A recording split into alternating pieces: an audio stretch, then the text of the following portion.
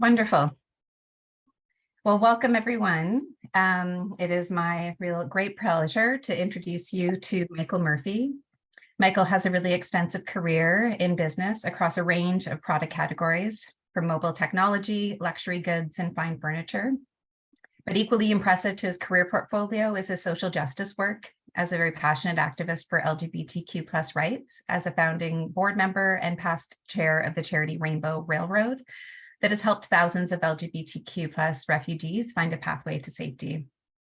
As vice president of Foco Island Workshops and Design, Michael pairs his love of design and social justice, and the social enterprise is dedicated to design in the service of nature and culture.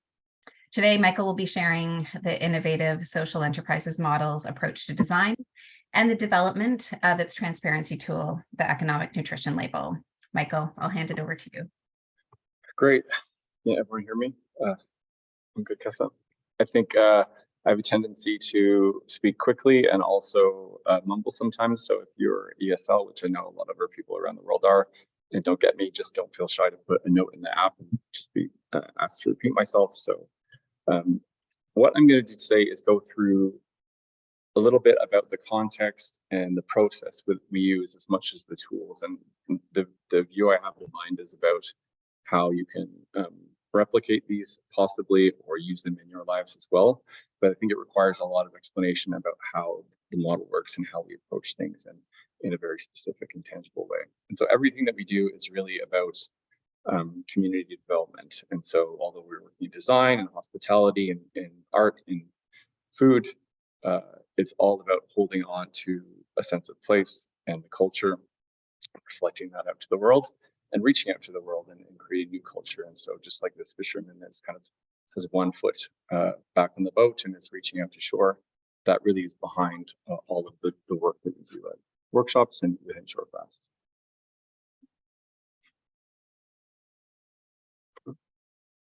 So as a start, Fogo Island is far away from far away. For those of you who aren't aware of what it is, it's just about the same distance from Greenland as it is from Toronto. So just to give you a context about the kind of where it is in the world.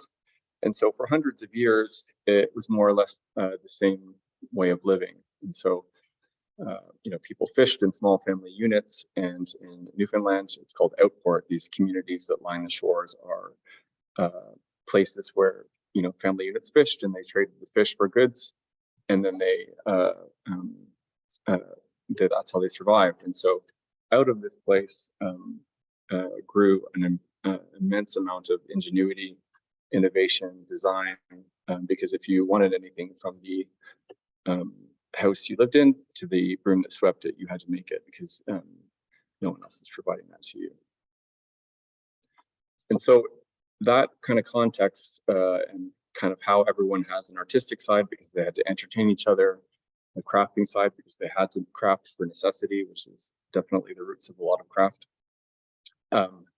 created this kind of duality and originality and really high design in people that don't really think that they were designers.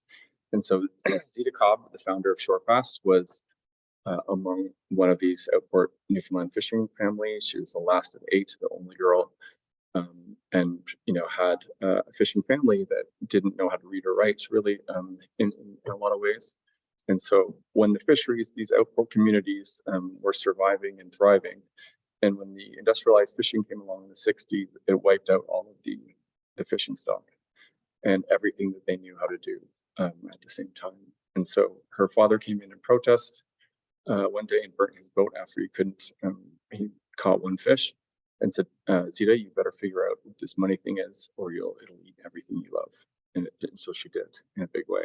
She became a CFO of a fiber optics company and one of the highest paid female executives in the world in the noughties. And so after a huge buyout, she was deciding on what she should do. And, the result of her efforts are where we are today. And so what that is ShoreFast. And so the ShoreFast is an actual thing. It's your hook that keeps everything, your cod trap and your cod net to shore. And so obviously it's the most critical thing in terms of you being able to support yourself and your family in a lot of ways. And so what Zita also thought was a good metaphor was to create a charity surrounding helping people in the place that they love, and give them economic opportunities to enable that. And so that's why she created ShoreFast. And so it's the model that is ShoreFast is an interesting one, kind of popularized in a bigger way now by Patagonia in a way, where you have a charity called ShoreFast that does community development. And so that can be anything from, seaweed cultivation, testing, and trying to find ways to pull the art and the history of the past and put them in a new form that people can understand. We're looking at food systems and our impact on the environment, arts, which I'll get into in a bit and why it's important, and community economies, which is the new think tank that ShoreFast has created that is about taking the process that we followed on Foco and helping replicate it in other communities and rural communities that are struggling across, Canada first, but then, the world over. And so this kind of development, community development, creates resources in terms of strength of the human capital and assets, natural assets of the place that they're in. The community enterprises are for-profit businesses, so that's in the workshops, which I'm here to talk about, and Foco Fish, which is a hand-line caught fish business. Those are for-profits, but the profits go back into the charity that owns them. And so the charity then reinvests the work into community development, which then reinvests, creates opportunities for the businesses to prosper. So this kind of infinite loop, like this fishing line that is pictured behind it, is really at the heart of what we're doing. So Fogo Island Arts is an unusual thing that you would think for a charity to start with on a disadvantaged economically opportunity. And so as the result of the fishing collapse, people wanted to, the government wanted to resettle all these communities away from where they are and make them, move into the interiors where it was easier to deliver services. But that would have wiped the culture and the local knowledge and place off the map. And so the National Film Board happened to be out in Canada filming these different communities who had not really talked to each other on the same island. Fogo's big but tiny. It's 3,000 people, but it's 4 times the size of Manhattan and has 10 communities, all very different. And they hadn't talked to each other because their view was completely out towards the sea. And so the National Film Board was filming their reactions on what they thought of this resettlement. And they got together through these films and watched each other and understood that they had a common cause. And so they successfully fought resettlement. And that's why Zita saw the power of art to create social change. And that's why it's at the core of what we do. And so what the programming that entails is artist residencies that can come from around the world and do different practices. And there's no expectation of output on that. It's really a place for you to think and explore. But it's one of the key things in the programming that people might not think of as community development, but it's really essential. So the Foco Island Inn is, again, one of the largest social business, the one that's kind of known the world over in a lot of circles. And so the goal of that was to create, obviously a venue to bring people and revenue to the island, but do it at a scale that was appropriate for the place. And I think we've all seen the negative side effects of over tourism, extractive tourism in hotels that where people are going to Mexico and they're going to buy authentic things in the markets and it's all made in China. So that was the opposite of what we wanted to achieve. And so the inn as architecture and all of the things within it, the architecture is a whole documentary on itself, which you can watch and how it relates Strange but Familiar, which is the title of the movie. But it's about making things that's completely foreign, but also completely comforting at the same time to New Zealanders and to Foco Islanders. And so when Ilse Crawford, one of the designers behind, came to do design study for the inn on the interior, she said, "You've gone this far with the architecture, so you can't fill it with Italian furniture. It just won't make sense." And so that started the workshops, really. So the workshops were originally started. This is the building the wood shop is in. We have about 7 people in the wood shop in administration, and then 40 to 50, depending on the year, ladies across the islands who do textiles and quilt for us. And so the workshops was to cut siding for the inn originally. And so then when Ilse Crawford had this idea that it has to be of the place, Zita called together designers from away, from internationally, and the local makers, and brought them together to discover what they could actually take from the culture, take from the place, to have it survive in a new form. And so that's still the process which we follow today, which is very different. I can't just say I need a chair. The designer also has to be like an anthropologist to be able to explore you know, what's inherent in society and what's of value to bring it forward. Just gonna check the chat if there's any questions. Okay. So for us, as a for-profit business, profits aren't always the thing that we're optimizing for. And so for us, you know, it's design and service of place, and you know, culture is people's response to place in the natural environment they're in. And so it, you know, that's why I came basically because of the social justice. You know, I worked in design, had my done my social justice in my part-time, in my spare volunteer time, and this was the kind of fusion of the two. This is the picture behind us is modeled Canadian village, modeled after an Amsterdam one, by this innovative woman who started a village that for people with dementia. My father-in-law has dementia, and when we were trying to look for a place for him to transition to, we found this beautiful encapsulation of what design and service of nature and culture is. And so it's a self-contained village that people can live with dignity. All the gardeners are actually care support workers. They have grocery stores and newspaper kiosks and hairdressers that are all trained to deal with people who are dealing with dementia. Even, you know, people with dementia who have basically a propensity to like kind of revert back to when in their lives they felt strongest, whether that's the 60s, 70s, or 80s, whatever. The suites are designed with cues, those cues in mind, to help people integrate and to help them feel more comfortable in the place they live. So I think that's a beautiful example of what design can do. So I think we're all aware this is a horrifying picture I discovered about the fast fashion washing up on the shore of Ghana. And you know, I think some of the panelists this morning, the keynote to start with, we're talking about extractive economy, and I think this is really the state that most people are still in. And so for us, it's really about the embodied energy, the products that and that are within. This is a picture of a box by that represents a story that was read about from a philosopher named Rita Zeki, and she had found this box after her father had passed away. And the box was beautifully constructed. She knew it had been done by him, but also said empty box on it.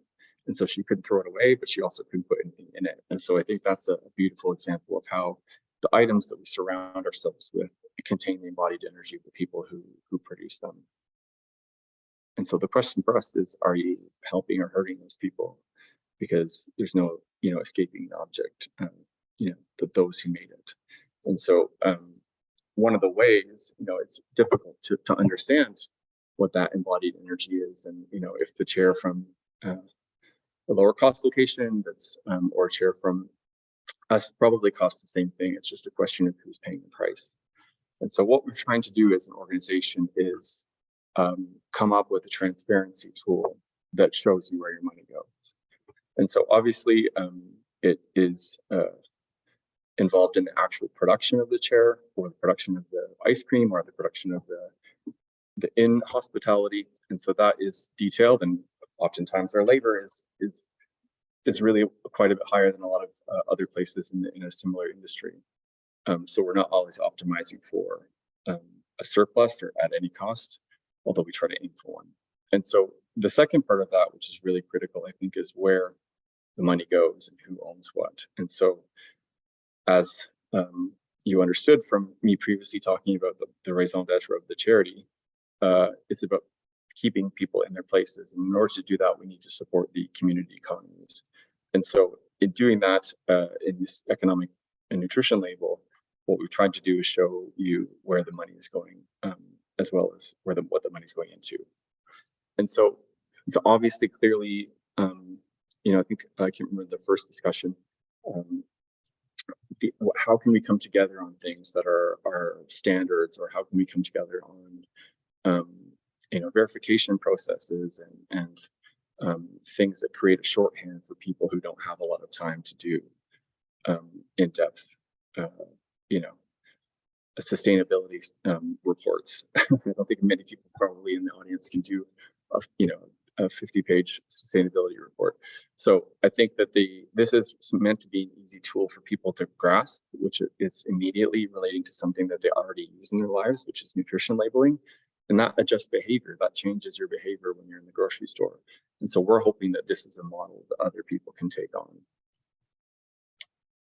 The next step in that process is an institute called the Community Economies Institute that Zita's created. And so Zita is really trying to change the way that local community economies function at a broader scale and network together like this fishing net. And so the idea is to take the practice, the knowledge, the practice, the proof of concepts that we've done in ShoreFast and help other communities across Canada figure out what they can do with their inherent assets and their natural assets to make it, replicate some of their success and make their places a viable place to live. And so that forum, which we're creating, and that network has done a 5-pilot community pilot across North America. And over the course of the next 2 years, we'll be developing that nutrition label in those contexts, in those pilot markets. Because what we found is that, just like with a lot of ESG communication, there can be a lot of, fiddling with the intent and fiddling with the standards. You can't just put something out there and people can take advantage of it if there's no one evaluating or verifying. And so what we're going to do with these next communities is try to come up with some sort of a grounding, some sort of a NGO that also helps take this nutrition labeling, make it accessible, but make it also verifiable, make it something that's not just greenwashing. Questions? Yeah, the furniture from Adam, all the furniture is made on the island in our workshops. And designers, the way that they typically work is, I can't just say, design me a product. You have to come to the island. Sometimes there's a product in mind, sometimes it's not. They really just have to absorb the culture and learn. And then after they've done so, after they talk to the makers, after they talk to the community, they have to pull out some sort of trait or some sort of artifact that we're holding on to, because what we're really doing is cultural artifacting. Michael, what was the pretty fun of this as well? I think in terms of Foco workshops to scale sustainably, Allison, let me come back to that. So going back on actually Adam's question here, I think that this is a bit of a framework that helps you understand how I've created a system where we can evaluate what is actually a Foco, as we scale, which relates to Allison's question. How can we make sure that we're doing stuff that's of the place and maintaining that effort?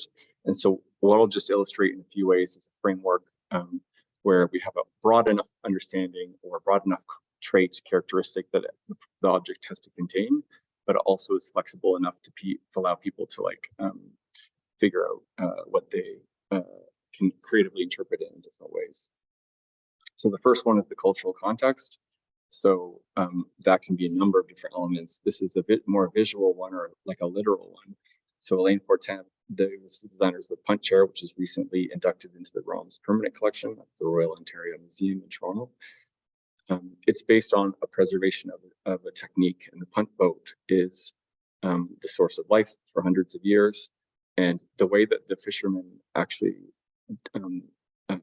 created the boat and crafted the boat with those hulls and that kind of arc along the hull, you see those ribs, is by digging up the roots of a juniper tree. And so the tree whisperers would have to go out, figure out what exactly the tree would support the scale of boat that they were building.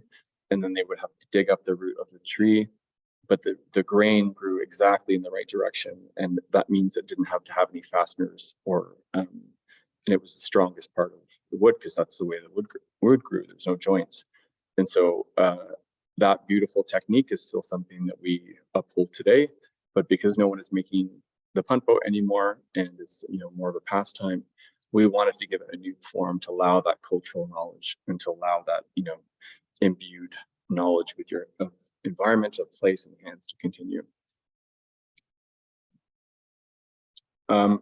Again, there's other elements like cultural context, these kind of benches that were in the inn. There's outboard aesthetics, this is really playful, whimsical Newfoundland kind of visual vernacular that developed, and thankfully it was cataloged in the 80s by an academic that kind of went and surveyed all this, because as I mentioned, everyone had to make things. They didn't really have access, but they saw the world and they traded with the world. So they would kind of take things back, whether it's Victorian or Gothic or whatever it was, and they would kind of reference things, but not really care about the rules and make things their own. And somehow through referring to each other, what developed is this really original aesthetic. It's one of the few in Canada that we can call original to us. And in a way, it's very Canadian because it's a mixture of all of the things. So what Ineke Hans, the Dutch designer, was inspired by this old process where people would take an old banister or a chair, split it in half, and then apply it when it was no longer usable to a dresser as a decorative item. And so she did the same in her creation of the long bench, which you see here today in the right-hand side. Held Over Water is a more modern interpretation. It's a abstract modern quilt, but it relates to the shore that hold up the fishing stages and the inn, as you saw earlier in the architecture. And so these devices allowed Newfoundlanders and fishermen to be held over the water and to work and to feel safe and to be a part of the fisheries, because most Newfoundlanders at that point, and a lot today, still don't know how to swim. It's not going to do you much help if you fall overboard in the frigid North Atlantic. So it wasn't always seen as useful, but Jan's modern interpretation of that context and her experience comes through in the quilt in a storytelling way, but it's done in a way that still references the way that the quilting was always done, which is the design was done on strips or in patchworks, and that design was derivative of the material you had. And so, I think that it holds true to the integrity, and we still use remnants, we still use strips, but it's just a modern interpretation that allows people to understand the cultural trait as well. So economy of materials is, I think, something people will know if we saw the material economy before, but really, as I mentioned, for the quilts, you were using potato sacks in some cases, you were using, just used clothing that was, no longer usable. Basically, if something was making it to Foco Island, you were using it again and again until it was dust. And so using the whole animal is still a way that we approach design today. And repurposing things, if something at the inn is not stained on a tablecloth, we will cut it up and make it placeholders from between the plates to allow the noise not to clatter around. So there's always a use and a reuse with everything that we do. And it's a bit different for the hospitality industry. Usually 5-7 years, everyone turfs everything and renovates because that's what will draw attention, but that's not the way that we approach things. And then the new way we're doing things is dematerializing. So that means that we use the least amount of material possible at the outset and in the design as an objective to allow us to help satisfy that need and take up less from the world. So the puppy table is, as you see here on the left, is a great example of outboard aesthetics. You can see one of the old dressers that someone carefully and beautifully made on the right as a kind of visual reference. But the puppy table was created by Nick Herder, who's an architect on the inn, and he said he was challenged with creating a table with zero waste. And so he just took a jigsaw out of a single board on the site, cut one side, the positive of one leg becomes the negative becomes the other leg for the table, and you're able to create a table out of a single board with no waste. And so that's a great example of the ingenuity and the kind of innovativeness and sustainability that's just inherent in the way that Newfoundlanders approach things, but also that still gives you something from an emotional and aesthetic perspective. And then the Pins chair, again, is a newer chair that we're going to be launching, and it's completely made of offcut materials of the bigger pieces. So another great example of how we do things. This is a kitchen series by Anthony Guex, a Swiss designer, and he was inspired by the floors of the flakes and stages where you got the fish, and the fish would fall back into the ecosystem. He tried to use that process of using the least amount of materials in this new table and bench series where, your crumbs can fall down to your dog in this case. And we try to use the least amount of materials possible. Sociable anarchy is another concept. These are mummers, if anyone is aware of what they are. It's kind of a mashup between Halloween and New Year's, where people abscond their image and their voice and go around singing, and you have to give people shots in your house until they basically guess who it is. And so it's kind of it's this weird dichotomy that Newfoundlanders have always been in their own intense, family units that are very kind of antagonistically collaborating with each other and fighting the man in a way. And so that comes out in a lot of different ways from a design perspective. This anarchy of colors in the heritage quilts, where the ladies thought that they were, just doing something out of necessities, but they were as much composers and artists as any artist. And I went a bit into about how the kind of they do that and compose these things, and how the design is derivative of the material. Get your feet up is an imperative. It's also the name of the product. It's a bit fighty as well as being friendly. The color is called FU green, and that's not FU, it's Fisherman's Union green, which is kind of an FU to the man in a way. So it's this kind of friendly, but also challenging attitude that we try to bake in from the culture into the products that we have. Human authorship, I think, is something that will really resonate with this group. And, having the sense of the people who made it and having that connection between embodied energy and the user or the people who are enjoying it is really an important thing for us. And the maker and designer equality. I know that, many of you might not be working with industrial designers, but particularly in Europe, there's a sense of the designer as deity. And so what we're trying to do is put them on the same footing, because without the hands-on understanding and knowledge of the makers and the people of the place, the designer really can't do what they need to do. So one of the ways that comes together in terms of a product is the quilt tags, and I think it's a really the most beautiful one. It's the most important part of the quilt for me. And so all the ladies sign their own quilts, and there's different ways, and some of them are ballpoint pen and really straight up or hard to read. Others are beautifully embroidered. Some are whip stitched really quickly. And so in that, you get a real sense of the hand of the person who made the product. Shingle Shangle, this is Donna Wilson, who some of you from the UK might know. This designer came and was inspired by this house, the Brett House in the town, which was hand-cut shingles this man cut over his entire life. And they're not perfect and they're all over the place, but they come together in a beautiful result.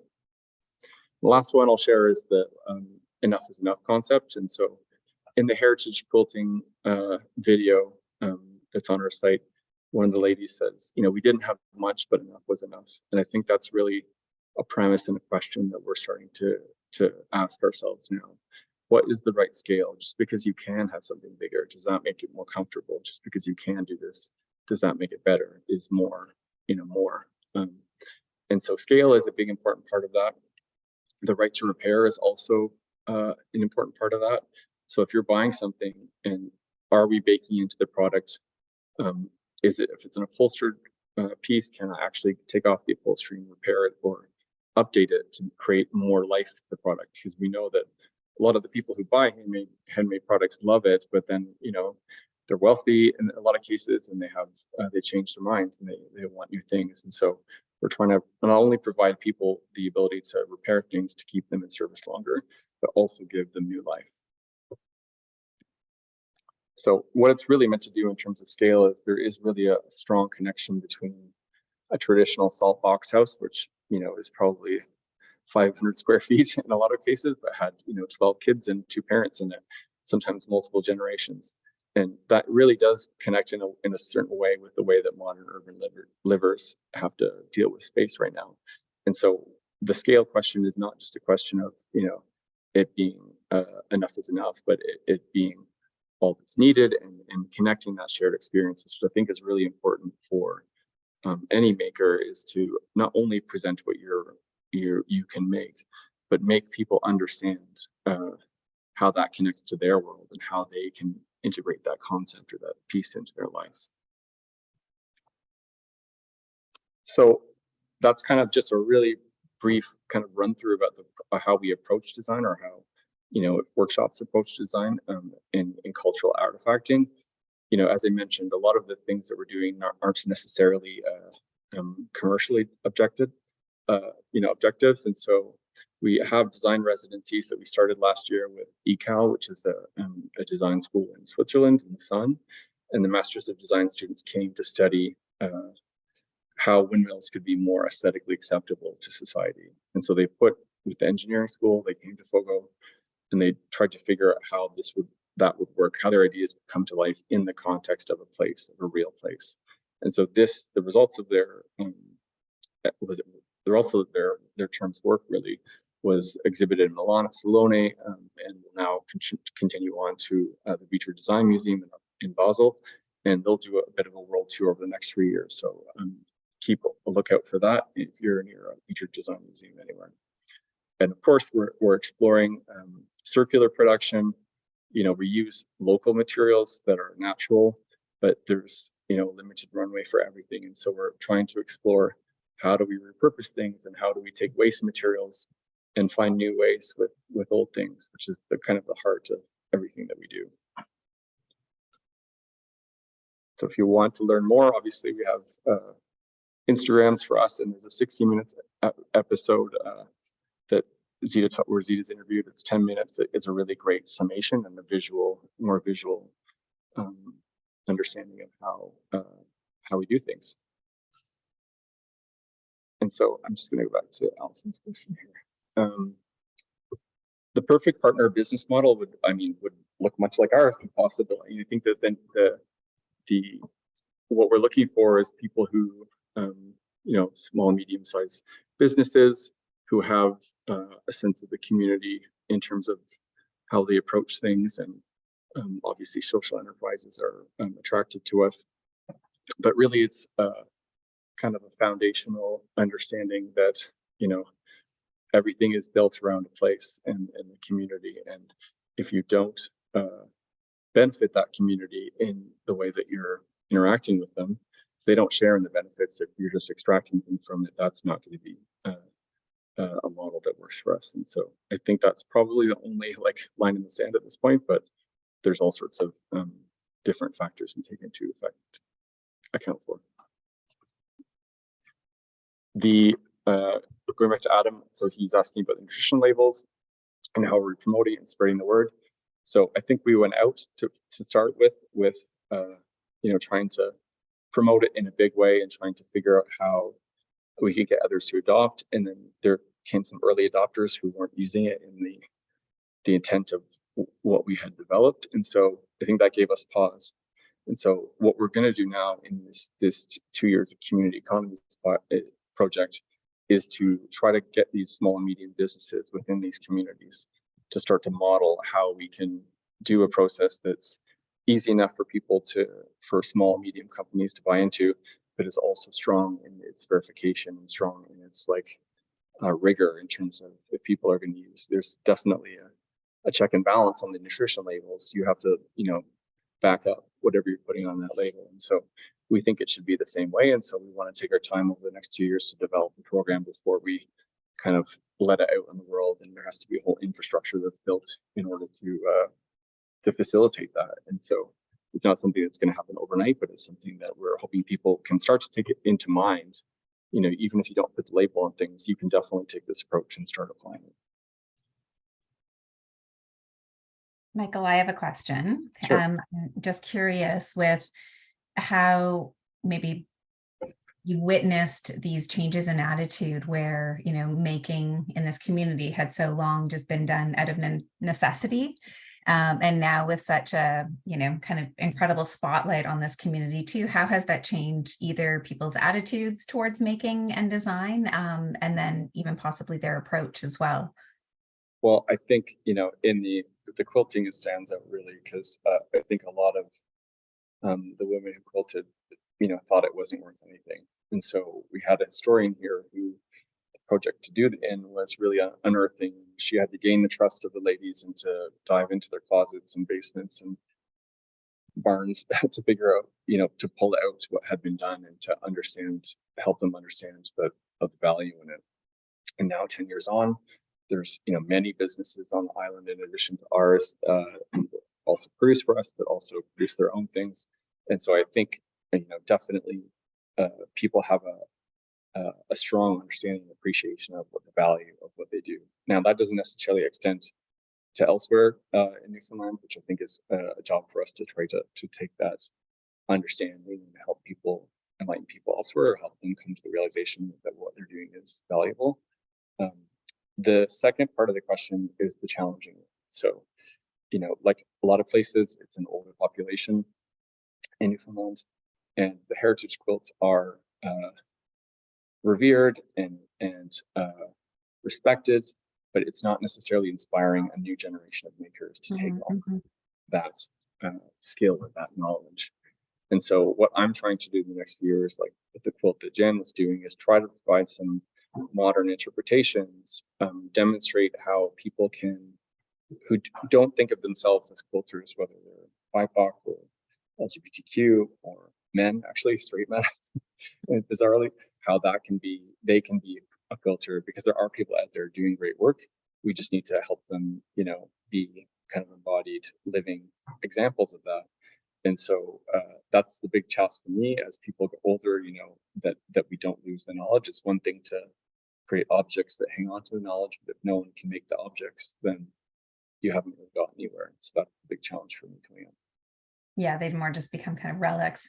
Yeah. And on the other side too, I would love to just hear, just maybe anecdotally, in terms of the designers that come, what is their kind of, experience of this kind of design process, and in a way that would feel, I assumedly probably slower and a little bit more, a very, I imagine it must be a very kind of, special experience to design that way, but curious to just see what the kind of feedback is you get from designers that work in this way that is so kind of rooted in, cultural context. It's tough. And I think it just depends on what the designer's likes and aptitudes and their point of view is. So this hasn't definitely worked for everybody. Because people like certainty, or people have an aesthetic or a style and they have an objective, and some people want to come, and they come full of it in a way, is what what someone said. And so you can't come full of it here. You have to wait and absorb and then respond to that. But the designers who do come, I think that just the space and the tranquility, it's a bit of a cliche, but the landscape and the environment is so inspiring. And I think that space to create, and the space that people still give themselves in their personal lives to craft, is really inspiring. And people just kind of, ideas pour out of them. And that's kind of the problem we have, is that we have maybe too many ideas to deal with sometimes. But I think that's there's definitely two ways that if people usually are really into it or they're really not. It can be a struggle for people used to a more formative background. Even designers who are kind of a little more carefree still have that safety. But I think, in the end, for me, the creativity, the best creativity comes from constraints, which is, if you didn't have things and you had to make them, there's no other way to get them. Sometimes the most beautiful and high design comes out of that. Absolutely. There's another question from Kathleen in the chat. How can a community become a part of this? Does a community need to go through an application process to take on the economic nutrition label process? So curious to know, how are you identifying different communities to roll this out in as you kind of go into this next 2-year planning? That's a whole other presentation. I think the communities are pretty fixed because we've done 5 pilots across Canada, and now it's not this is a 15-year, 20-year project in Fogo, and so Fogo Island. So it's a long process that we have to help these communities unearth and come together in ways that that highlight their natural assets. And so right now, there's not really a way to get part of it other than to kind of take into your perspective or into your work the approach, which is pretty easy to understand, like measuring where the money goes physically and locationally, I guess. Same thing, to the materials or the place. But there will be definitely a verification process and a process that people can get involved with, but that may not come for a couple of years in terms of broad, like, a standardized process where, and I'm not sure if some of the other verification techniques you're discussing, but I'm sure they're much more developed as like something that people can kind of activate in a certain way now. Yeah, because I do think it's such a useful tool, given that, like you said, it's already, as consumers, we've been trained in that way to, Yeah. flip the label over in a way. So I think just, having that consumer habit already built too is just such a great way to kind of be able to, leverage what people are already quite accustomed to. Mm. I'm not sure if there's any other questions. Feel free to pop them into the Q&A. And Michael, you're actually calling in from Foco, correct? Yeah. And what building are you in right now? This is the Orange Lodge, which was I think built in 1912, and it's a hall where people came together, and across the workshops was the Society of United Fishermen. And before Confederation, Newfoundland didn't actually join Canada until almost 1950, and so your union or your community was really the only support you had. And so people come together in buildings, and they're often, after social services became available, they fell into disrepair. People use them as like breweries or cinemas or teen hangouts. And so the picture I showed about human authorship is actually in SUF Hall. And so because it had been a teen hangout and like a dance hall and video game place, there was all sorts of graffiti all over the walls. And so we left it in that restoration because it was indicative of the history of the building and the community. And so restoration is a huge part of the project of the Shorefast project, but also to protect things from forces like Airbnb. It was Zita knew when she created the inn that it was going to have a huge impact on the island, whether they liked it or not. And so Shorefast started buying properties to help facilitate people being able to live. So I think there's more development in that real estate kind of the part of the charity where we're providing more opportunities to have affordable housing. Wonderful. I can imagine as a designer too, to be able to experience the kind of time and space too, to be able to have, I'm sure what would, for most people be a really kind of like rapid change of pace as well. I can just back to your kind of previous answer too, that you would either find that incredibly uncomfortable or incredible, like a gift really, to be able to have that kind of time and place. Both are possible at the same time. Yeah. It's a trip. Like definitely people come to the end with one sense of what they're going to expect because they think they're coming to a luxury hotel, but really it's a cultural immersion and you're seeing people eye to eye, and so it's a different kind of hospitality and a different kind of experience, and people tend to relax after a few days. Once they've settled into it. Yeah. Okay, great. Well, that might be the end of our questions. So I think we can wrap up here, but I wanted to thank you again for your time, and really glad you were able to call in from Foco and kind of bring all of the energy from that such a special place in Canada. So thank you. Thank you.